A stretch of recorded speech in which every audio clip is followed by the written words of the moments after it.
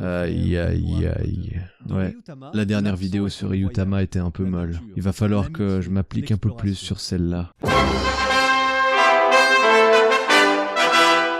Les jeunes gens partout à travers le globe se battent pour notre futur. Rejoignez-les sur le corps expéditionnaire 316.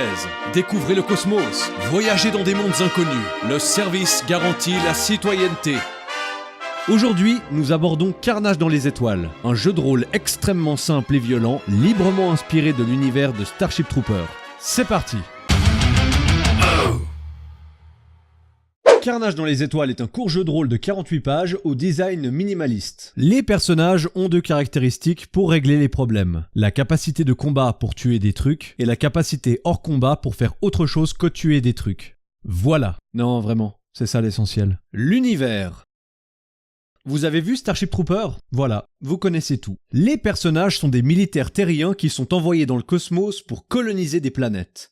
Leur mission est la suivante. 1. Aller sur planète. 2. Tuer aliens. 3. Partir planète. 4. Si plein aliens tués, alors promotion youpi. 5. Pas promotion, si mort. Mécanique. Ce jeu peut être joué par des enfants de 6 ans et des membres du forum 18-25. On jette un dé 10 pour chaque action. Si le chiffre est égal ou inférieur à la capacité du personnage, c'est un succès. Sinon, c'est un échec. Tous les joueurs qui font une action lancent un dé 10 en même temps. Et l'ordre du tour se fait dans l'ordre croissant des résultats des dés 10. Les combats se passent de la manière suivante. La carte de combat a 3 zones. Contact, proche et lointain. Chaque arme inflige des dégâts sur une zone précise. Les aliens attaquent les soldats en masse, et s'ils réussissent leurs attaques, tous les personnages perdent un point de vie. D'ailleurs, les personnages ne peuvent prendre que 2 à 3 coups avant de mourir. Les aliens sont généralement représentés par des pions sur la carte de combat. Et quand les joueurs réussissent une attaque, ils peuvent retirer un pion alien sur la carte et faire un jet de kill pour savoir combien d'aliens ont été tués lors de l'attaque. Plus un personnage a de kills à la fin de la mission, plus il a de chances de grader. Si les joueurs survivent à la mission, ils peuvent grader et gagner de nouvelles armes plus puissantes pour la prochaine mission. Et s'ils meurent, ils peuvent prendre 5 minutes pour remplir une nouvelle fiche de personnage.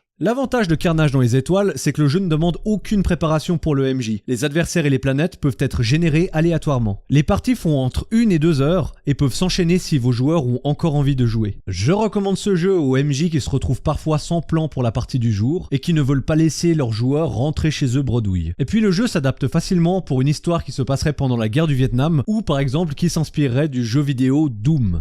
Voilà. J'espère que cette série de vidéos vous a plu. Et je vous dis à très bientôt pour de nouvelles vidéos.